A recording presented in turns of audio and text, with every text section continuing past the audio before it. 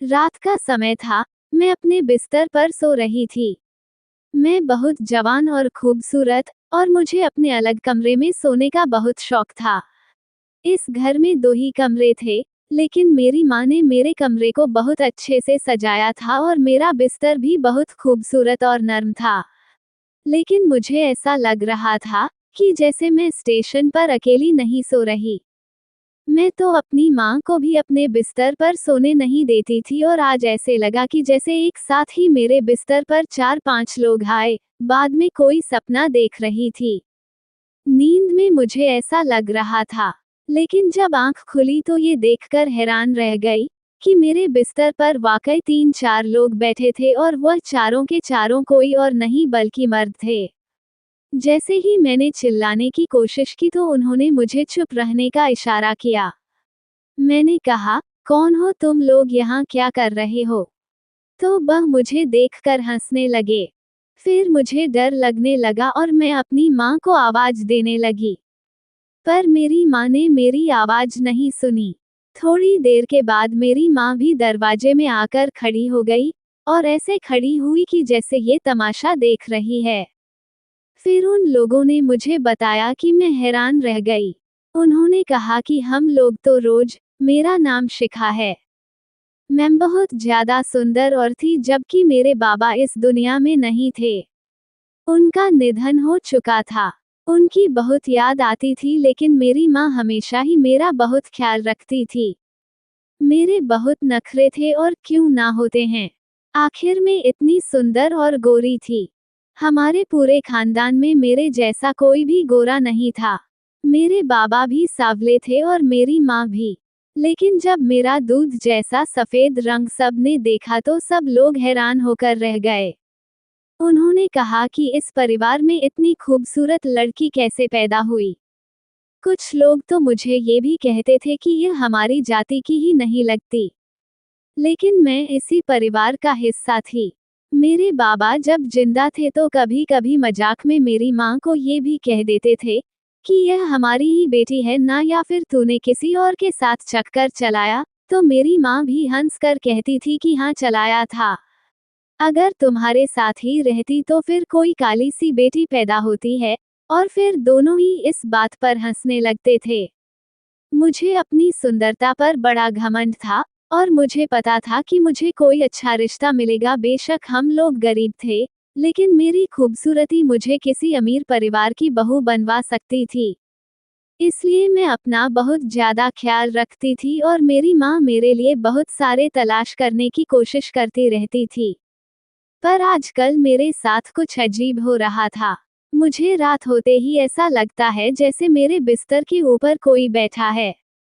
मैंने अपने कमरे को बड़े चाव से सज्जा हर तरफ से रखी थी और यह सब कुछ नहीं हुआ था। मैंने बहुत ज्यादा मेहनत और पैसे जमा कर डीजे रीमिक्स खरीदी, मेरी पसंद की सारी चीजें कमरे में रखी थी। बिस्तर बहुत बड़ा था जिस पर मैं रेशमी चादर बिछा दी थी और तकिए भी बहुत नर्म है। मैं अपनी माँ को भी अपने कमरे में सोने नहीं देती थी। पर एक रात मुझे ऐसा लगा कि जैसे मेरे बिस्तर के ऊपर 4-5 आदमी बैठे देखकर तो मैं हैरान रह गई। ऐसा कैसे हो सकता था? मेरी आंखें बंद थी, लेकिन मुझे महसूस हो रहा था और फिर मुझे ऐसा लगा कि उसमें से एक आदमी ने मेरी बाजू पर हाथ रखा है। लेकिन जैसे ही मैं एक झटका लेकर उठी तो सामने कोई भी नहीं था। सुबह मैंने यह बात अपनी माँ को बताई तो मेरी माँ थोड़ा घबरा गई और कहने लगी कि तूने कोई सपना देखा होगा। मैंने कहा, सपना कैसा? सपने में आपको ये थोड़ी पता होता है क्या सपना देख रहे हैं या नहीं। मैं सपने में नहीं थी। मैं जाग गई थी और मैं भी यही सोच रही थी कि यह सपना हो सकता है। लेकिन मेरी आंखें तो खुल गई थी। मेरी माँ ने कहा, तू कैसी बातें कर रही है? अभी तो कोई भी नहीं आता जाता। मैं भी तेरे कमरे में नहीं आती। बात तो उनकी भी ठीक थी। ऐसे हमारे घर में कोई कैसे आ सकता था, और वह भी रात के समय आता, और मेरी माँ को पता भी नहीं चलता। आजकल गर्मी थी तो मेरी माँ बाहर आंगन में ही सोया करती थी और इस घर में कोई था नहीं। इसलिए मैंने भी उनकी बात पर यकीन कर लिया कि शायद मुझे ही भ्रम हुआ होगा। पर चलो, मैंने इस बारे में इतना नहीं सोचा, पर मेरी माँ मेरा बहुत ख्याल रखती थी। सुबह नाश्ते में वह मेरे लिए भीगे हुए बादाम, अखरोट, अंजीर, हल्दी वाला दूध, घर में पाली असली घी का पराठा, इस तरह की चीजें खिलाया करती थी और मेरा कोई ऐसा हिसाब था कि मैं जितना भी खाती मुझ पर वचन नहीं लगता था। मेरी बदन हमेशा चमकती रहती थी। लोग मुझे देखकर हैरान होते थे और कहते थे कि हाँ, इतना अच्छा खाती है तभी तो खूबसूरत है।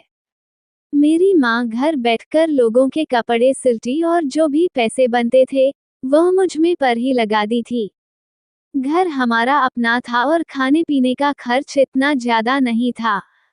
मेरे एक मामा भी थे जो बाहर के मुल्क में, और वह सिर्फ मेरे लिए हर महीने कुछ पैसे भेज देते थे और मैं उनसे अपनी पसंद के कपड़े और चीजें बनाया करती थी और मुझे अपनी जिंदगी से बड़ा प्यार था। और अब मेरी उम्र शादी की हो गई थी और मेरी माँ ने कहा था कि तू बहुत खूबसूरत है, इतनी प्यारी है कि तुझसे कोई गलती भी हो जाए, तुझे कोई कुछ नहीं कह सकता। लेकिन शादी करके दूसरे घर में जाकर वह खूबसूरत लड़कियों को भी घर की नौकरानी बना देते हैं। और मैं अपनी माँ से कहती थी कि आप मुझे ऐसे वैसे परिवार में मत दिखाना जहाँ पर इस तरह के लोग होंगे। मुझे अच्छे अमीर परिवार में मेरी शादी करना। दिन भर में भी वह मेरे लिए मेरी पसंद का ही खाना बनाती और रोज रात को मुझे गिलास गर्म गर्म दूध पिलाती थी, जिसमें थोड़ा सा असली भी डाला करती थी। बहुत अच्छी थी। पिछले कुछ महीनों से ही ऐसा हो रहा था। उससे पहले मैं बहुत बीमार हो गई थी तो डॉक्टर ने कहा था कि इसकी खुराक का बहुत ख्याल रखना, इसलिए उसके बाद सब कुछ हो रहा था। उस दिन मैंने देखा कि मेरे माँ के पास बहुत सारे पैसे थे। मैंने कहा कि आपके पास इतने सारे पैसे कहाँ से आ गए, तो कहने लगे कि बहुत बड़ा ऑर्डर आया। शादी के कपड़े। मैंने कहा कि शादी के कपड़े, फिर तो मुझे भी दिखाएं, मैं भी देखूं, क्योंकि शादी के कपड़े तो बहुत सुंदर होते हैं और दुल्हन का जोड़ा भी आया होगा। मुझे ऐसी चीजों को देखने की बहुत उत्सुकता रहती थी।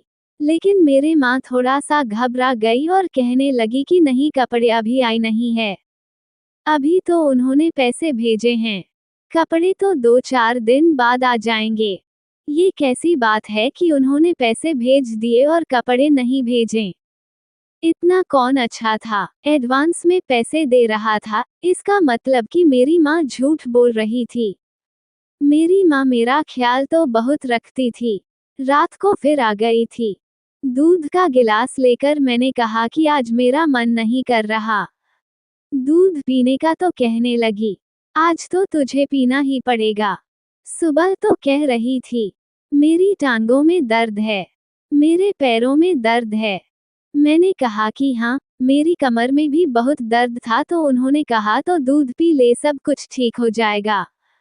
मैंने दूध पिया और 15 मिनट में ही मुझे ऐसी बेहोशी वाली नींद आई कि मेरी कब आंख लग गई, पता ही नहीं चला। और सुबह हुई तो फिर से मेरे शरीर में दर्द था।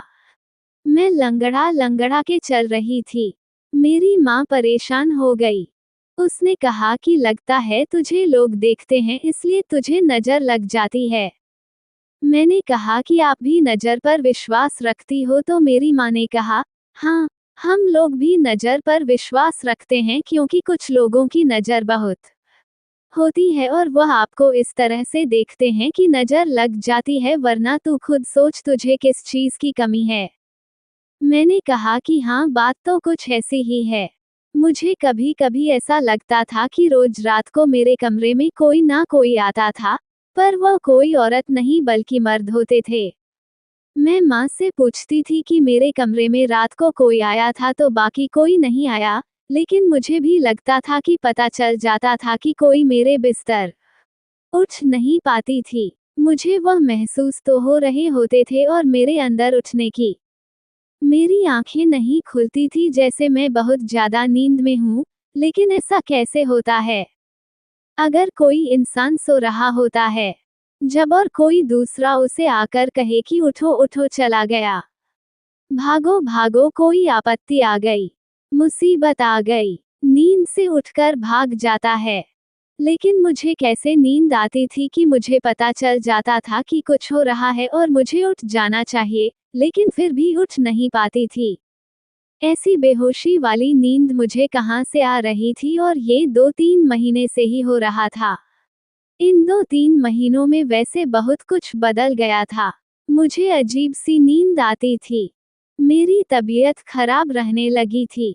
मेरी माँ के पास पैसे भी बहुत ज्यादा होते थे और घर में चीजें भी आ रही थी और मुझे भी रातों को इस तरह से महसूस होता था। अगर अपनी माँ के बारे में सोचो तो वह तो किसी चीज की कमी नहीं रखती थी। मुझसे बहुत प्यार भी करती थी। मेरा बहुत ख्याल रखती थी। मुझे नहीं याद कि आखिरी दफा उन्होंने मुझे कब डांटा था। ये बचपन में भी कभी मुझ पर हाथ उठाया हो तो पूरे मोहल्ले के लिए एक विशाल थी। लोग कहते थे कि संगीता जैसी माँ कोई हो ही नहीं सकती। एक दिन मैं अपनी एक कजिन के घर चली गई। वह मेरे चाचा की बेटी थी। मैं जाकर उसके पास बैठ गई और बातों बातों में मैंने उसे बताया कि आजकल मेरी तबीयत खराब है। तुम्हारी तबीयत खराब हो तो वह एक नॉर्मल बात है। तुम या शुक्र करोगी तुम्हारी किस्मत नहीं खराब, वरना तुम्हारी माँ तुम्हारी सारी जिंदगी बर्बाद कर सकती थी। जिस तरह से तुम्हें रखे हुए हैं न, इस तरह तो अपनी अपनी माँ किसी को नहीं रखती। हाँ, ये बात सच थी कि संगीता मेरी असली माँ नहीं थी। मेरी असली माँ इस दुनिया से जा चुकी थी। वो मुझे जन्म देते हुए ही मर गई और जब तक मैं 2 साल की हुई तो मेरे बाबा भी चले गए। शुरू से ही मुझे मेरी सौतेली माँ ने ही पाला। आखिर बाबा भी इस दुनिया में ना रहे तो उसने दूसरी शादी भी नहीं की और मुझे ही पाले में अपनी जिंदगी गुजार दी, क्योंकि उससे पहले उसकी शादी हुई थी और वह कभी माँ नहीं बन सकती थी। उसके पास कभी संतान नहीं हो सकती थी। इसलिए उसने ऐसे मर्द से शादी की जिसकी पहले से ही एक बेटी थी। यानी कि मेरे बाबा से, और मेरे बाबा भी तो इस दुनिया में ज्यादा ना रहे। सभी लोग हैरान होते थे। लोग मुझे कहते थे कि तू झूठ बोलती है। लगता है तेरे सौतेली माँ तुझ पर हाथ भी उठाती है। तुझसे सारे घर का काम ही करवाती है। मैंने फिर ऐसा होता तो मुझे झूठ बोलने की क्या जरूरत थी, और देखो मेरे हाथ पैरों को लगता है कि मैं घर के काम करती होंगी, बर्तन होती होंगी। तो फिर लोग कहते थे, हाँ लगता तो नहीं है। ऐसा लगता है कि तू तो बिस्तर से भी नहीं उतरती। मुझे भी पहले यह बात पता नहीं थी कि संगीता मेरी असली माँ नहीं है। ये बात मुझे 1 साल पहले ही पता चली। मेरी उम्र 19 साल हो गई थी, वह भी इसी खानदान के एक औरत ने। तो मैंने उसे सीधा कह दिया कि मेरी अपनी माँ नहीं है तो क्या हुआ। मैं तो जब से आंख खुली है उसी को देखा है। अभी तक मैंने ये भी नहीं बताया था कि मुझे पता चला मेरी अपनी माँ नहीं है। मुझे ये बताकर दुखी करने की क्या जरूरत थी। इसलिए मेरे लिए कितना कुछ किया था और मेरे लिए यह मेरी माँ से भी बढ़कर थी। लेकिन लोग बातें करते थे, कहते थे कि आज तक ऐसी कोई सौतेली माँ नहीं देखी थी। सौतेली माँ औलाद के लिए कितना करें। इतना तो कोई अपनी माँ भी अपने बच्चे को नहीं खिलाता, और इतनी मेहनत यहाँ तक कि उसने दूसरी शादी भी नहीं की। ये कैसे हो गया। ये तो हमारा समाज है ना, इसको मोहब्बत हजम नहीं होती। वह कहते हैं ना कि नफरत की आवाज बहुत खुशी होती है। नफरत से भरी कहानियां बहुत आगे जाती है और मोहब्बत की कहानियां कहीं खो जाती है। सौतेली माँ अपनी सौतेली औलाद के साथ कैसे अच्छी हो सकती है, ये बात तो किसी को भी हजम नहीं हो सकती। लोग इस तरह की बातें करते थे और मैं तो इस बारे में सोचती भी नहीं थी जब तक कि मुझे कोई और याद नहीं करवा देता था। और अपनी कसम को जब मैंने ये सब कुछ बता दिया तो उसने कहा कि फिर तो सब कुछ तेरे साथ तेरी माँ ही करवा रही है।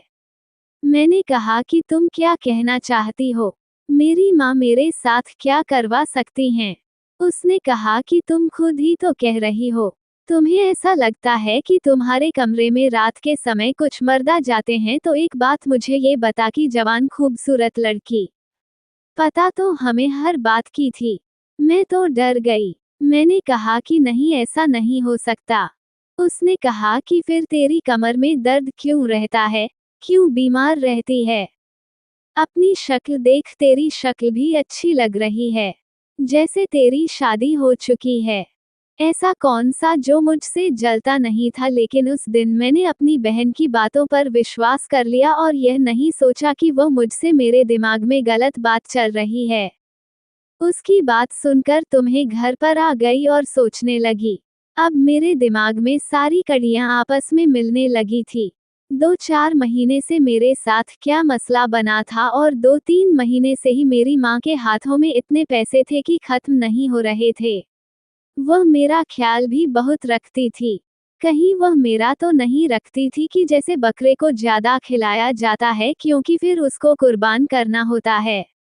मेरी माँ किचन में खड़ी मेरे लिए दूध बना रही थी और मैं उसको देख रही थी। क्या बात है, क्या देख रही है? मैंने कहा कि ये देख रही हूँ कि आप कितने चाहे और प्यार से मेरे लिए रोज या दूध बनाती हो, क्या मिलाती हो इसमें? उसने कहा कि क्या मिलाते हैं? असली घी होता है, कुछ बादाम होते हैं, थोड़ी सी शक्कर होती है और दूध होता है और मेरा ढेर सारा प्यार होता है। मैंने कहा कि कौन सा प्यार होता है? वह प्यार जो सौतेली माँ बच्चे से करती है, लेकिन सौतेली माँ तो बच्चे से कभी प्यार ही नहीं करती। मेरी माँ के हाथ रुक गए और वह मुझे देखने लगी। उसने कहा कि आज तो ये कैसी बातें कर रही है? कौन है तेरी सौतेली माँ? मैंने कहा कि मुझे पता है कि आप मेरी अपनी माँ ने ये सुनकर हैरान रह गई। मैंने कहा कि हाँ, मुझे 1 साल से इस बारे में पता है। मुझे रिश्तेदारों ने बता दिया था, पर मैंने आपसे कभी यह बात नहीं की। उसने कहा कि मैं तेरी सौतेली माँ, तेरी माँ ने ना तो तुझे कभी देखा नहीं। उसे तुझे अपनी गोद में उठाने का वक्त मिला और इस दुनिया से चली गई, लेकिन मैंने तुझे पाला पोसा, अपना दूध ना पिला सकी, पर सारी रात तेरे लिए जग दी थी। तुझे ये बात जिसने भी बताई है ना गीता, ये बात हमेशा याद रखना कि वो कभी भी तेरे लिए अच्छा नहीं सोचता होगा, वरना वह तुझे ये बाद में बताता।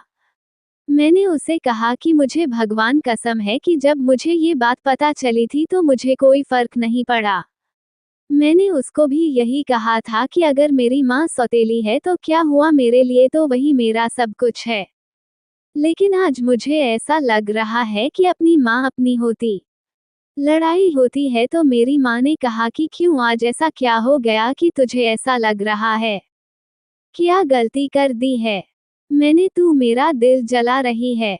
तुझे एक बात बता दी, माँ बहुत प्रेम करती है ना बच्चे से, क्योंकि उसने उस बच्चे को खुद जाना होता है, उसके लिए तकलीफ उठाई होती है, तो उसका प्रेम करना तो बनता है ना। वह प्रेम नहीं करेगी तो कौन करेगा? उसका अपना बच्चा होता है। लेकिन अगर सौतेली माँ अपनी माँ से भी बढ़कर प्यार करे तो फिर यह बहुत बड़ी बात होती है, क्योंकि उसने आपके लिए कोई तकलीफ नहीं उठाई होती, आपको जाना नहीं, फिर भी आपसे प्यार करे तो उसके नंबर ज्यादा बनते हैं।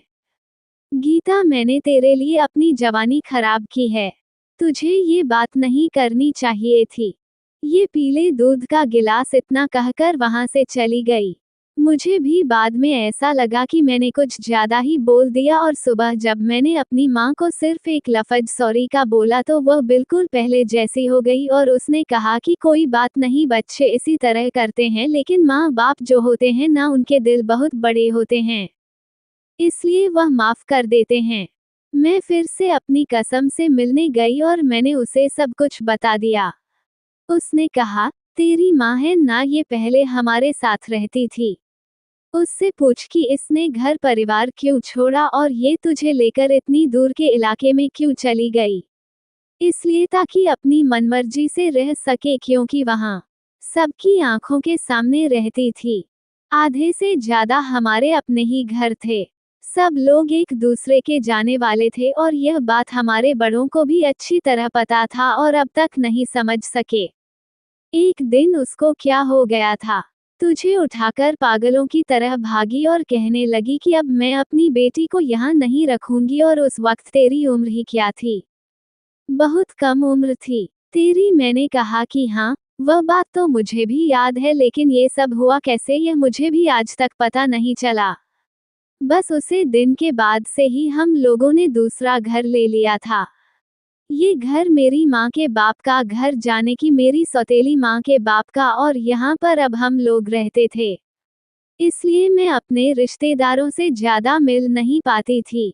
पर मेरी एक कजिन मेरी अच्छी दोस्त थी तो कभी कभी जाती थी।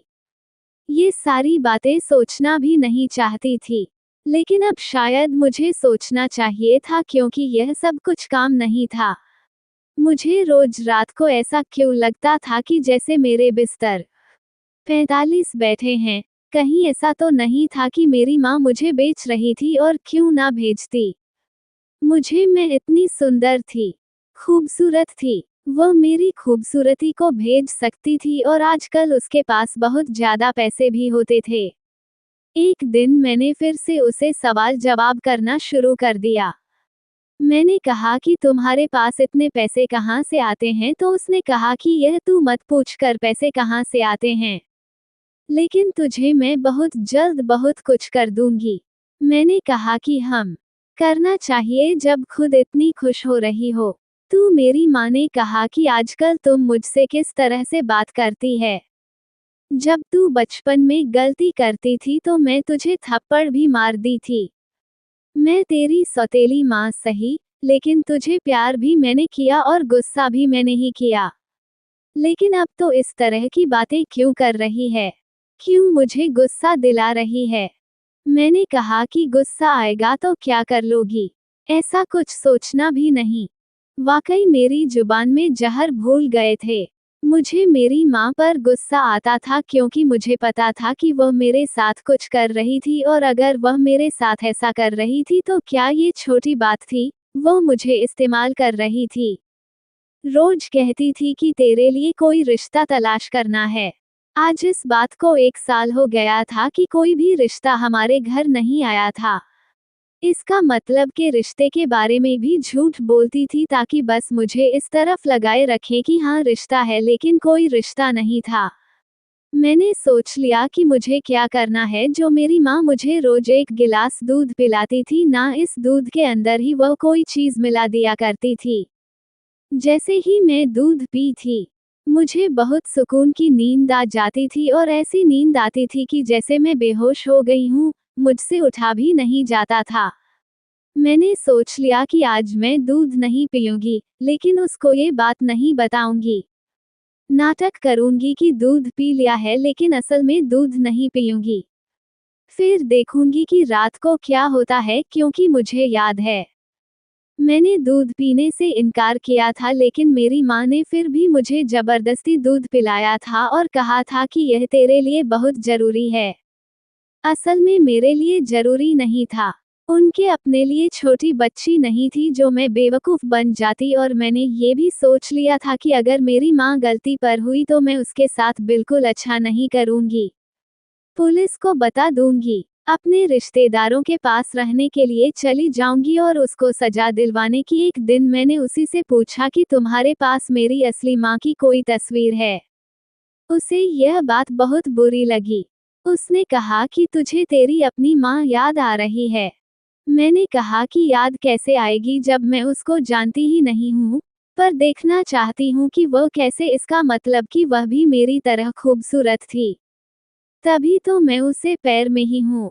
ना तो मेरी माँ ने कहा कि हाँ, मैं तेरी तरह खूबसूरत थी। गोरी चिट्ठी थी तभी तो उस पर गई है, लेकिन मेरे पास उसकी कोई तस्वीर नहीं है। अगर मेरे पास तस्वीर होती तो मैं तुझे जरूर दिखाती।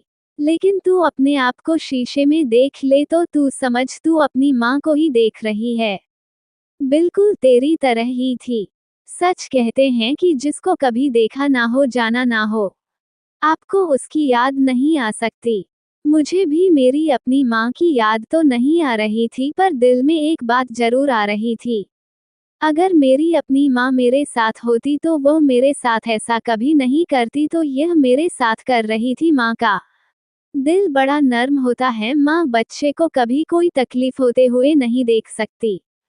आज रात भर दूध के गिलास नहीं पीऊंगी, और रात होने में थोड़ा समय बाकी था।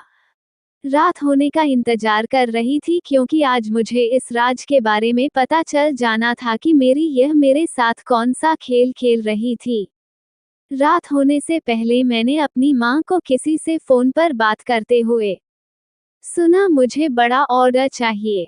मेरा काम नहीं हो रहा, एक काम करो, 4 से 5 की बजाय 8-9 को भेज दो। जब मैंने ये सुना तो मैं हैरान रह गई। उसको मेरी माँ मेरे साथ यह सब कुछ करेंगे और आप 4-5 मर्दों के बजाय 8-9 मर्दों को बुला रही थी और कितनी आसानी से ये सब कुछ कर रही थी। मेरी आंखों में आंसू आ गए क्योंकि मैं भी तो अभी। इसके अलावा मेरा इस दुनिया में कौन था? कुछ रिश्तेदार थे लेकिन वह सब तो मुझसे जाते थे। आज तक कुछ अच्छा नहीं किया था तो वह कैसे करते हैं? मेरी माँ सबसे बगावत करके निकली थी। वह भी तो एक बात थी। मैं अपने कमरे में चली गई। आज मैं अपनी माँ को रोकने वाली नहीं थी, ताने देती हूँ। फिर दूध जैसा ही बनाकर मेरे कमरे में ले आई और मुझे कहा छुट्टी रहना और मैंने उसके सामने ही गिलास साइड में रख दिया। फिर वहां से चली गई। मुझसे कुछ उदास हो, नाराज थी लेकिन मैंने दूध नहीं पिया और जाकर बाथरूम में दूध को फेंक दिया और अब बिस्तर पर बैठे इंतजार करने लगी। अजीब सी बात थी कि मुझे फिर भी नींद आ रही थी। मैं हैरान हो रही थी, क्या अब मुझे नींद क्यों आ रही है? आज तो मैंने दूध भी नहीं दिया था और मैंने जाकर देखा तो मेरी माँ भी अपने कमरे में सुकून से सो रही थी। दरवाजा भी बंद था और उसने दरवाजे को अंदर से ताला लगाया था। जब से मैंने ये कहना शुरू किया था कि मुझे कोई आ जाता है, दरवाजे को अंदर से ताला लगा दी थी। छवि भी उसके तकिए के पास भी नहीं। मुझे तो इतनी नींद आ रही थी, मैं तो जैसे बिस्तर पर लेट जाती और आंखें बंद करके तुरंत सो जाती, लेकिन मैंने तो दूध नहीं पिया था। इसका मतलब कि मेरी माँ दूध में कुछ नहीं मिला दी थी। फिर मेरे साथ क्या हो रहा था? मैं बिस्तर पर लेट 15 मिनट बाद मुझे ऐसा लगने लगा कि जैसे 5 मर्द मेरे बिस्तर के ऊपर बैठे हैं। मैंने चीखना चिल्लाना शुरू कर दिया और उठकर देखा तो वहां पर कोई भी नहीं था। मेरी माँ वहां आ गई और मैंने उनके सामने सब कुछ बोल दिया। कहाँ है वह लोग जो अभी यहाँ पर बैठे थे? तुम तो मुझे भेज रही हो, लोगों को अंदर बुलाती हो, मुझसे धंधा करवा रही हो। मैंने पागलों की तरह रोना शुरू कर दिया। मैंने कहा कि सौतेली बेटी होना इसलिए ये सब कुछ कर रही हो। वह हैरान रह गई और उसने मुझे गले से लगा लिया। वह भी रोने लगी और उसके बाद उसने मुझे ऐसी बात बताई कि मैं हैरान रह गई थी और मुझे मेरे सारे सवालों का जवाब मिल गया था। मेरी माँ ने कहा कि जो तू मेरे पास पैसे देख रही थी ना, वह काम की ही पैसे थे।